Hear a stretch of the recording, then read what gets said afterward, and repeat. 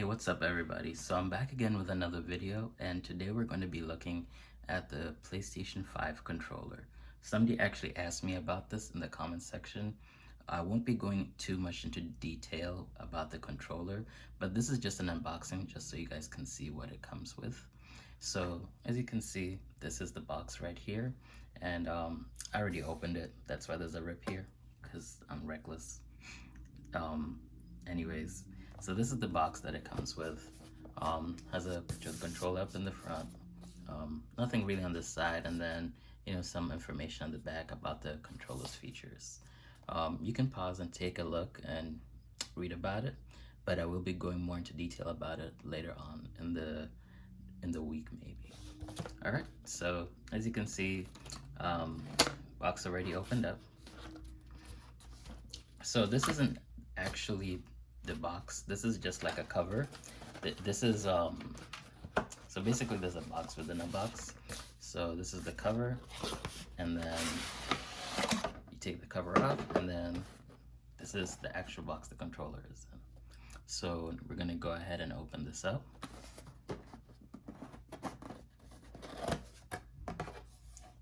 So controller comes out like this. I'm just gonna put it to the side.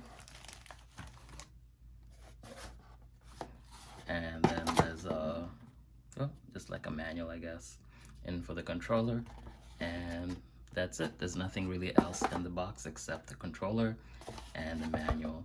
So if you bought this thinking that it would come with the charging cable that comes with the PlayStation, it does not.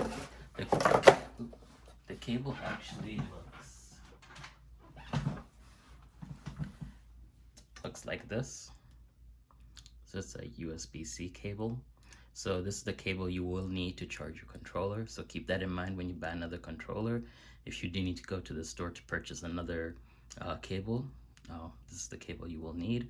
Or you can get those charging docks where you can charge two controllers at the same time. So we're gonna take the controller out. And this is the controller right here.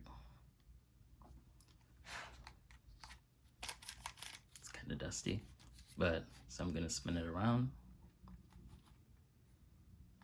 So this the controller looks like. I'm pretty sure this is the microphone right here. And for those who don't know, in order to turn on and off the microphone, the actual button is right here. So maybe I can turn it on for you guys.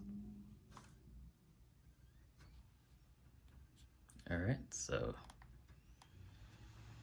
okay, I guess I gotta wait for my PlayStation to boot up. So, but when you turn the controller on, there's like a little blue LED in the back. Maybe you guys can see it. So it only illuminates the sides, as you can see, but nothing actually in the back.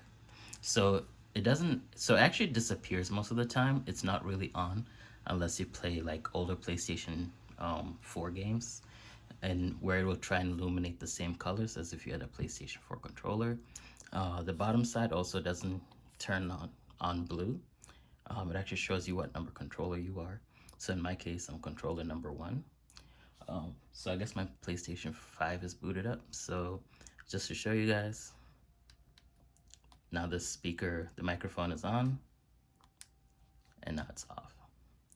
So if you do decide you want to use your PlayStation 5 to live stream Twitch or anything like that, just remember this microphone will actually relay what you're saying on Twitch. So if you don't want anybody to hear your voice, or like your room is really loud, you can press this and turn it off. That way nobody on Twitch can hear you.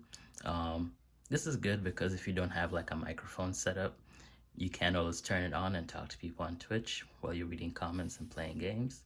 But other than that, I mostly keep it off. And I think that's about it.